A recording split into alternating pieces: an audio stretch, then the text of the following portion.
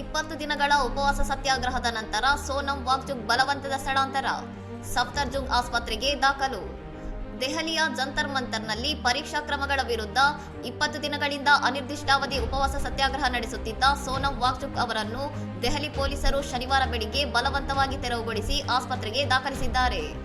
ಸಾಮಾನ್ಯ ಉಡುಪು ಮತ್ತು ಸಮವಸ್ತ್ರಧಾರಿ ಪೊಲೀಸ್ ಸಿಬ್ಬಂದಿ ಬಿಳಿ ಬೆಡ್ಶೀಟ್ಗಳ ಮರೆಯಲ್ಲಿ ವಾಂಗ್ಚುಕ್ ಅವರನ್ನು ಸುತ್ತುವರೆದು ಯಾವುದೇ ಅಡೆತಡೆ ಇಲ್ಲದೆ ಆಂಬ್ಯುಲೆನ್ಸ್ಗೆ ಕರೆದೊಯ್ದು ಸಫ್ದರ್ಜಂಗ್ ಆಸ್ಪತ್ರೆಗೆ ದಾಖಲಿಸಿದ್ದಾರೆ.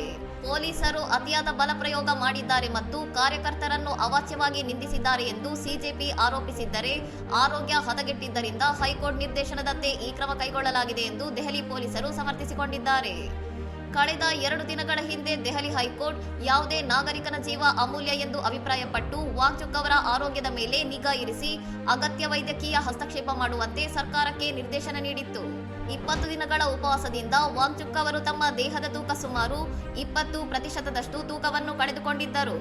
ಆದರೂ ಸದ್ಯ ಆಸ್ಪತ್ರೆಯಲ್ಲಿ ಅವರ ಸ್ಥಿತಿ ಸ್ಥಿರವಾಗಿದೆ ಎಂದು ಮೂಲಗಳು ತಿಳಿಸಿವೆ. ಕೇಂದ್ರ ಶಿಕ್ಷಣ ಸಚಿವರ ರಾಜೀನಾಮೆ ಮತ್ತು ಪರೀಕ್ಷಾ ವ್ಯವಸ್ಥೆಯಲ್ಲಿ ಸುಧಾರಣೆಗಳನ್ನು ಒತ್ತಾಯಿಸಿ ಈ ಸತ್ಯಾಗ್ರಹ ನಡೆಯುತ್ತಿತ್ತು.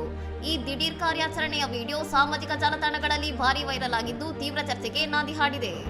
ಇನ್ನಷ್ಟು ಸುದ್ದಿಗಳಿಗಾಗಿ ನೋಡ್ತಾ ಇರಿ ಸೌರಂ ಟಿವಿ.